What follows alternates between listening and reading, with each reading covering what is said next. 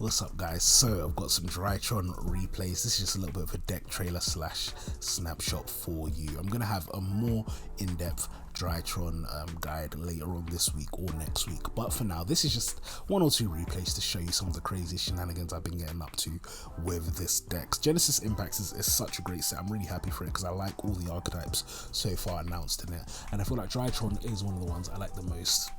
In terms of artwork, they are really cool. I like the way that all these kind of like starships or whatever with cool names and stuff, and then I also like the fact that it supports ritual decks. I'm a huge fan of ritual archetypes in general, but most of them are pretty bad, and so DRAITRON gives them a huge amount of support, allowing them to kind of actually be played. The way I would play most of these ritual archetypes is I would splash them inside DRAITRONs. I wouldn't try and play those archetypes pure because it just doesn't work, and the DRAITRON engine is quite cohesive by itself. I would say that that's the good thing about this compared to incantations. Incantations as a pure deck isn't terrible, but it's not amazing because the incantations themselves aren't that good. DRAITRONs, on the other hand, are really strong even as a pure deck with no other ritual archetypes. They have weaknesses obviously, but they can still kind of function by themselves, and so when you add other stuff to it, it does get stronger.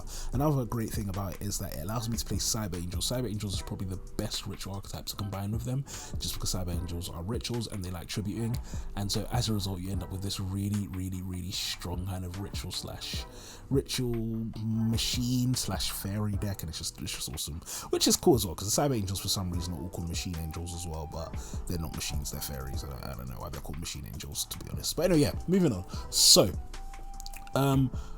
one of the weaknesses that you're coming to with, now I'm going to go into more depth as I've said in my proper profile, but anyway, one of the weaknesses you'll come into with ritual decks and with DRAITRON especially is that their turn 1 isn't amazing, and going second their turn 1 isn't amazing either.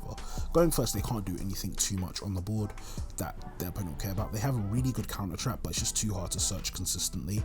And then going second, it's a ritual archetype, you need like 3 or 4 cards to combo off a lot of the times, and so as a result they struggle to go second as well.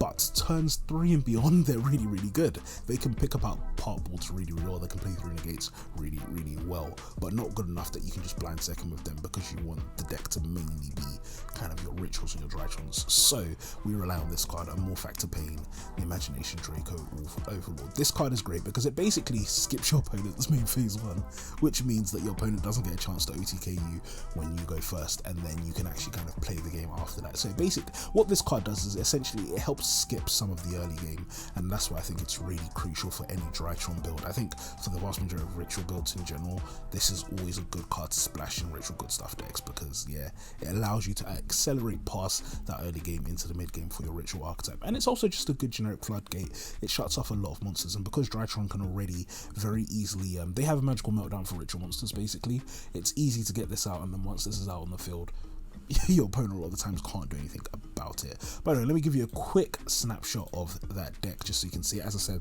the deck profile is going to be in the description, so just go down there if you want to look at it. But anyway guys, thank you all for watching. Stay tuned for more great content, and I'll talk to you all later. Peace.